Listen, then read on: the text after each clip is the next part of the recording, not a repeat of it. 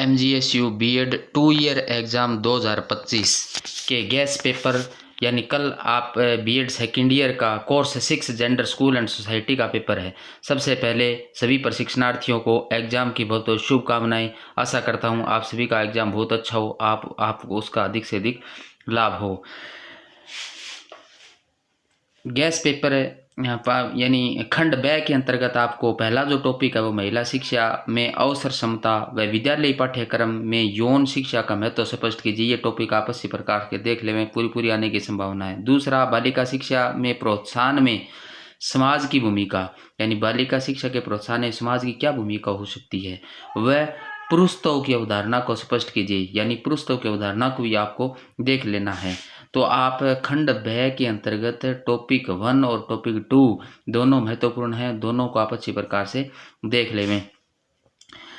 इसके बाद जो आपका खंड ब के अंदर यानी खंड ब में आपको कुल 5 प्रश्न करने होते हैं और उसी के 5 प्रश्नों के लिए मैंने आपको 5 टॉपिक यहाँ पे दिए हैं।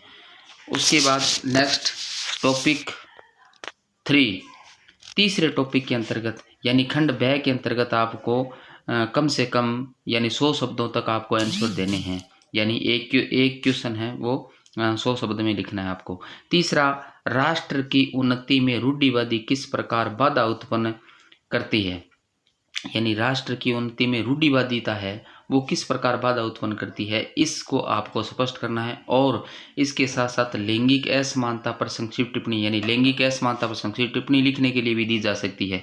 तो आप राष्ट्र की उन्नति में रूढ़िवादिता के बारे में भी आप पढ़ें और उसके साथ साथ लैंगिक असमानता को भी आप अच्छी प्रकार से देख लें, काफ़ी इंपॉर्टेंट है। चौथा, शिक्षा के अधिकार का महत्व, यानी शिक्षा के अधिकार का क्या महत्व उसके बारे में आप देख लें।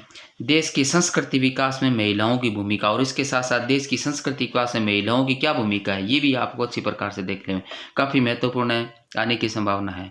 पांचवा, ट्रांसजेंडर हेतु शैक्षिक अवसरों को स्पष्ट करते हुए महिला शक्तिकरण में राष्ट्रीय महिला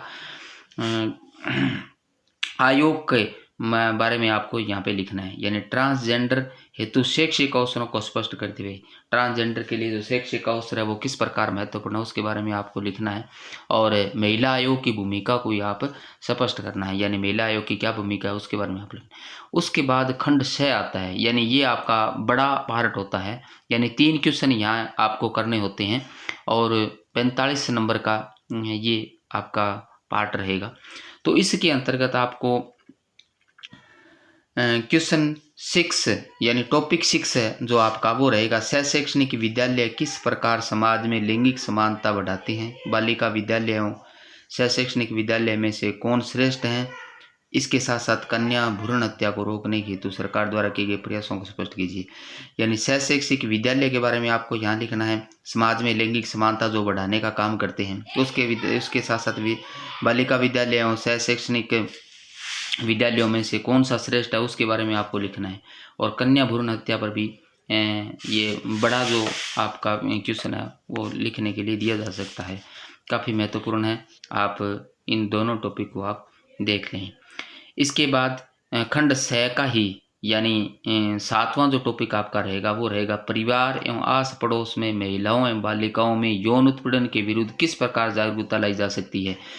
इसमें मीडिया की भूमिका व लिंग विभेद क्या है, लिंग विभेद के प्रमुख कारणों को बताइए, यानी यहाँ परिवार एवं आस पड़ोस में महिलाओं एवं बालिकाओं में यौन उत्पीड़न के विरुद्ध किस प्रकार जागरूकता लाई जाए, यानी यौन उत्पीड़न के बारे में महिलाओं और बालिकाओं में किस प्रकार आप जागरूकता ला सकते हैं, क्या इसके प्रावधान किस प्रकार के जागरूकता लाने के प्रयास किए जा सकते हैं, तमाम उसके संबंधित आपको यहाँ पे देख लेना है। और इसके साथ साथ मीडिया की भूमिका के बारे में भी आप देख लें, लिंग विभेद क्या है, लिंग विभेद पे भी क्वेश्चन आ सकता है, इसको भी आप टॉपिक को अच्छी प्रकार से देख लें। 8वां है, शिक्षा का अधिकार 2009 की व्याख्या कीजिए, यानी शिक्षा के अधिकार 2009 के बारे में आपको लिखना है, ये काफ़ी महत्वपूर्ण है। दोनों टॉपिक 7वां और 8वां काफ़ी महत्वपूर्ण है, आप अच्छी प्रकार से इसको आप पढ़ें। इस प्रकार कल के एग्ज़ाम के लिए ये गैस पेपर है, आशा करता हूँ आपको अधिक से अधिक इसका लाभ प्राप्त होगा। एक बार फिर एग्ज़ाम के लिए बेस्ट ऑफ